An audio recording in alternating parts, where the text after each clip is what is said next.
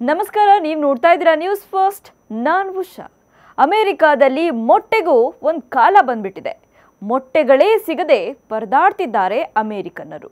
ಹೀಗಾಗಿ ಬಾಡಿಗೆ ಕೋಳಿಗಳತ್ತ ಮುಖ ಮಾಡ್ತಿದ್ದಾರೆ.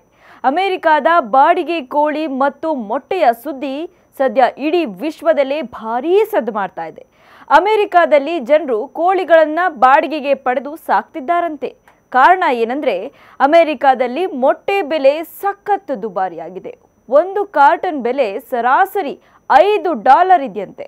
ಕೆಲ ನಗರಗಳಲ್ಲಿ ಡಜನ್ ಮೊಟ್ಟೆಗೆ $10 ಕೂಡ ತಲುಪಿದೆ. 12 ಮೊಟ್ಟೆಗೆ $10 ಅಂದರೆ ಒಂದು ಮೊಟ್ಟೆ ಹತ್ತತ್ರ $72 ಆಗುತ್ತೆ. ಅಮೆರಿಕಾದ ಆಹಾರ ಕ್ರಮದಲ್ಲಿ ಮೊಟ್ಟೆಗೆ ಬಹಳ ಪ್ರಾಮುಖ್ಯತೆ ನೀಡಲಾಗ್ತಿದೆ.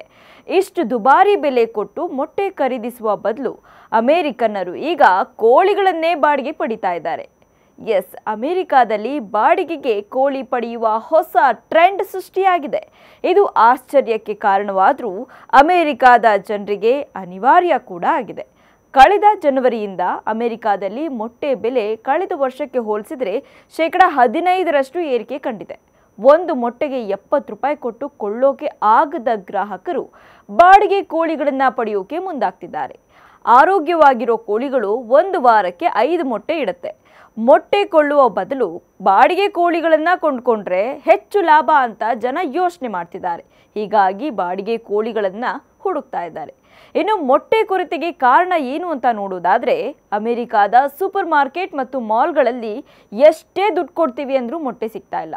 ಮೊಟ್ಟೆ ಖರೀದಿಸೋಕೆ ಗ್ರಾಹಕರಿಗೆ ಲಿಮಿಟ್ ಹಾಕಲಾಗಿದೆ.